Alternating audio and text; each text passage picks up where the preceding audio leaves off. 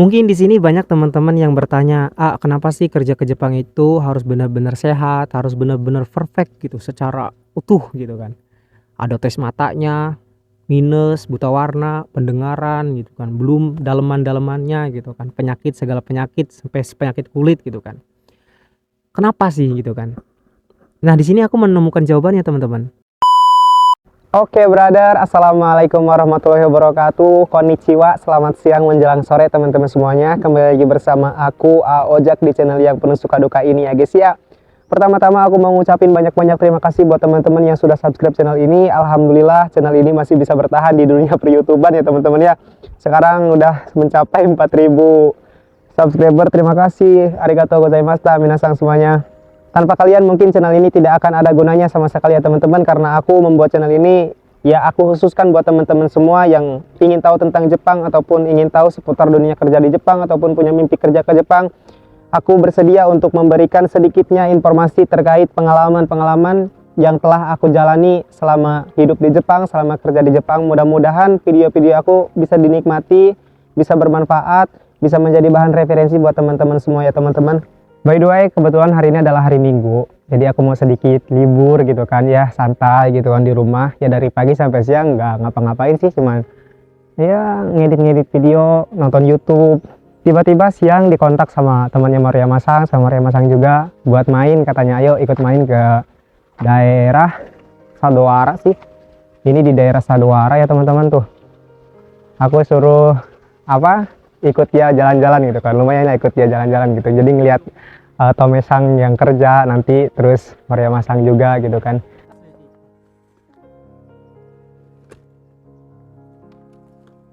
Maria Masang 何ですか？今日はお手伝いです。とても休みをこのロザックの撮影のために私はいつも仕事をしているように見えますが、本当に疲れます。今日も頑張ります。合わせるよ。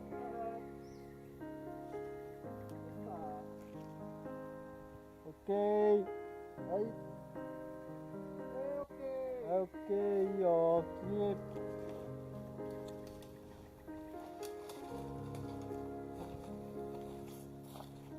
3点ございますわ。はい。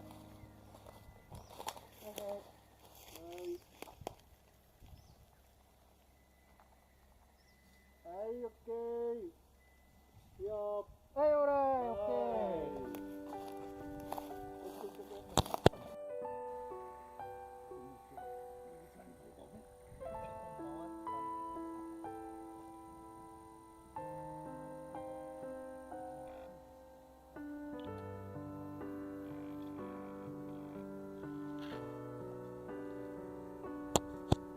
Yes, jadi begitu ya teman-teman ya, mengapa persyaratan ke Jepang itu benar-benar ketat, benar-benar harus perfect gitu, harus sempurna, harus sehat. Karena ya tadi gitu kan, karena pekerjaannya itu benar-benar ya satu menggunakan mata gitu kan. Ada pekerjaan yang benar-benar menggunakan mata, makanya mata tuh benar-benar jangan sampai minus, jangan sampai buta warna.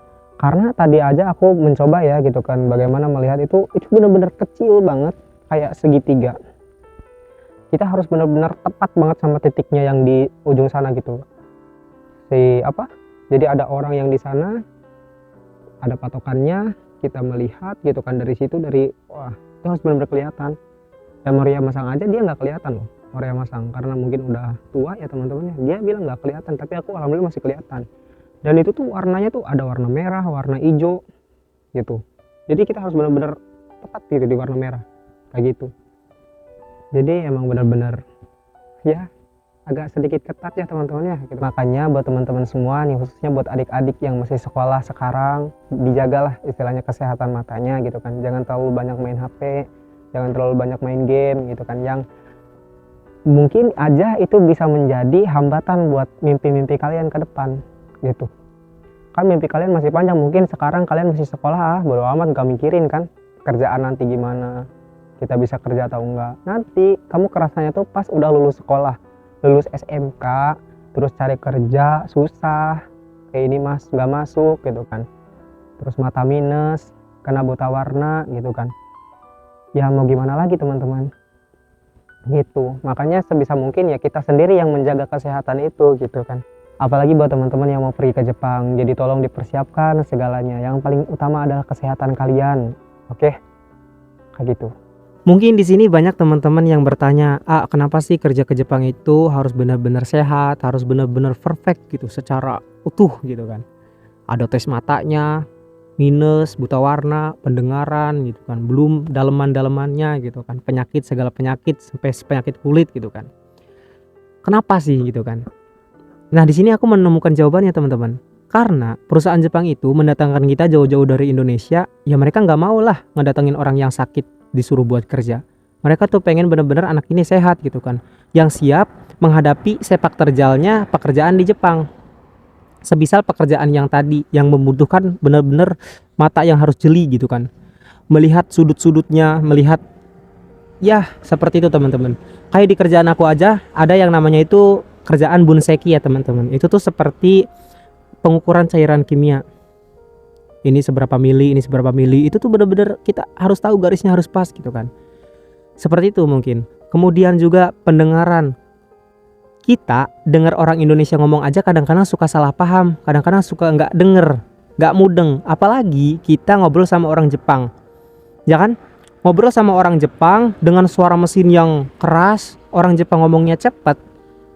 Kita gimana gitu kan? Kalau misalkan pendengarannya kita agak kurang. Aku aja yang normal nih ya, kadang-kadang ngedenger orang Jepang ngomong tuh ada gitu. Gak jelas teman-teman. Gitu. Kemudian Jepang sama Indonesia ini berbeda iklimnya. Indonesia mungkin hanya mengalami 2 musim ya, musim panas sama musim hujan. Kalau Jepang itu ada 4 musim teman-teman. Dan semuanya itu membawa suka dukanya masing-masing. Sepak terjalnya beda-beda. Kalau di musim panas itu benar-benar panas banget. Kita bisa-bisa dehidrasi kalau kurang minum. Itu makanya orang Jepang kalau di musim panas tuh mereka tuh banyak bawa termos gede gitu kan, yang gede-gede gitu kan, karena biar nggak bolak-balik ambil air gitu kan. Nah musim panas ini bisa menyebabkan juga gatal-gatal teman-teman ke kulit kita. Kenapa? Karena biasanya musim panas itu kita banyak berkeringat teman-teman. Apalagi di tempat aku kerja teman-teman, itu kan aku kerja di kimia ya, di bahan-bahan kimia. Itu gasnya tuh kan beragam, ada pokoknya parah sih. Udah mah ditambah panas gitu. Makanya kadang badan aku juga suka gatal-gatal. Apalagi pas awal-awal datang ke sini itu di musim panas, badan aku gatal-gatal merah-merah. Gitu. Belum lagi kalau musim dingin, teman-teman. Itu dingin banget. Padahal di Miyazaki ini nggak turun salju, nggak ada salju, tapi dingin banget kerasanya. Kita nih kalau misalkan berangkat kerja ya, padahal pakai sarung tangan, tapi tangan kita tetap masih tembus gitu kan. Perih banget. Kayak ditusuk jarum, kayak misalkan kita megang es nggak bisa dilepas.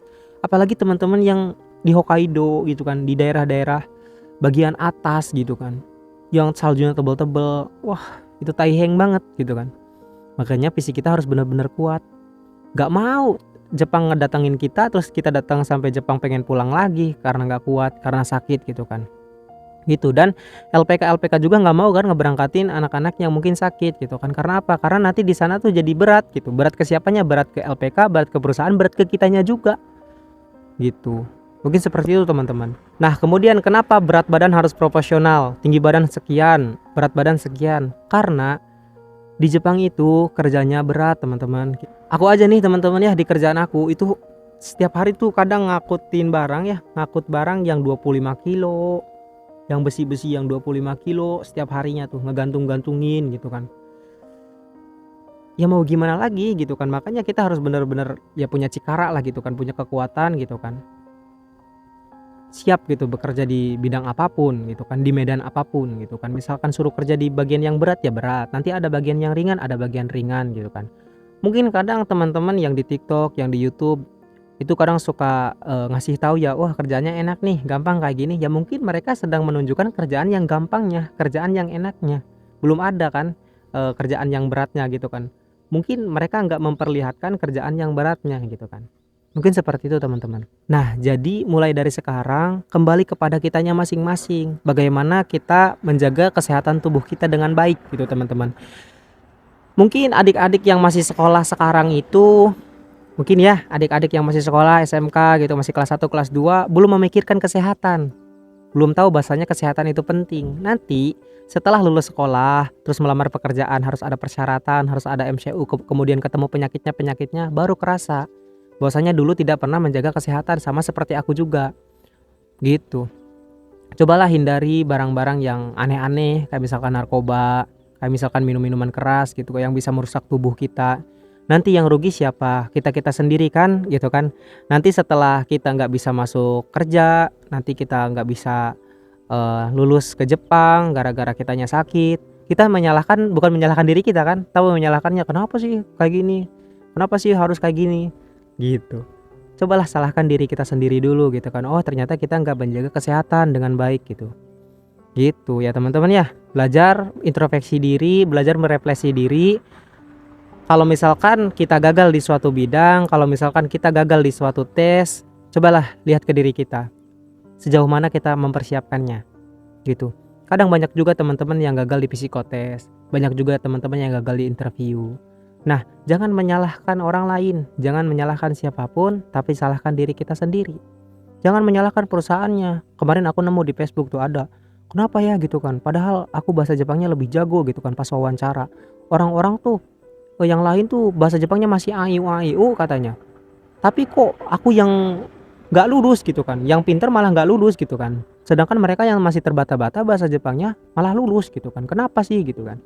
Jangan menyalahkan seperti itu teman-teman, karena bisa jadi orang Jepang itu bukan melihat bahasanya, bukan melihat bahasa kita, tapi melihat dari gerak tubuh kita, melihat dari cara kita ngomong, cara kita berbicara, sikap kita, dan yang lain-lain teman-teman.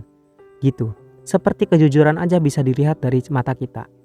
Kalau orang ini lagi bohong, kelihatan dari matanya, dari gerak-geriknya. Seperti itu mungkin teman-teman. Makanya yang paling penting adalah kejujuran, keikhlasan kita. Gitu. Apa adanya kita. Seperti itu teman-teman. Maka dari itu marilah kita sama-sama persiapkan diri sebaik mungkin, kesehatannya kita siapkan gitu, jaga kesehatan.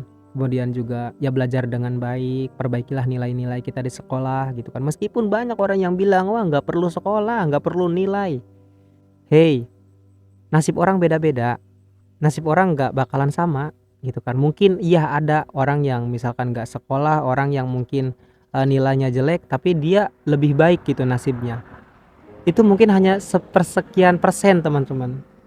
Tapi alangkah lebih baiknya kalau kita belajar dengan baik, kalau nilai-nilai kita baik, gitu, sikap kita baik, attitude kita baik, gitu. Alangkah lebih baik seperti itu. Kemungkinan besarnya ada kesempatan untuk kita satu mendapatkan pekerjaan, yang kedua kita bisa menambah relasi dengan teman-teman yang lain. Dalam artian kalau kitanya bisa dalam satu bidang, ketika orang lain membutuhkan bantuan kita, membutuhkan kita bekerja di kerjaan dia, kita bisa gitu teman-teman.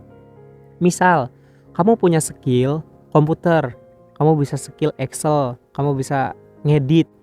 Ketika ada orang yang membutuhkan spesifikasi seperti itu, kamu bisa mengajukan diri ya teman-teman ya. Ketimbang kita tidak bisa apa-apa, ya kan? Gitu. Jadi ya belajarlah. Apapun itu. Oke. Sukses di jalan masing-masing teman-teman. Mungkin sekian video hari ini. Terima kasih sudah menonton ya. Jangan bosan-bosan nonton video aja. Meskipun videonya hanya seperti ini ya teman-teman ya. Mudah-mudahan ada manfaatnya gitu kan buat teman-teman semua, oke? Ada hal yang bisa diambil, yang baiknya ambil, yang buruknya buang-buang aja, oke? Tos dulu. See you next time. Assalamualaikum. Bye bye.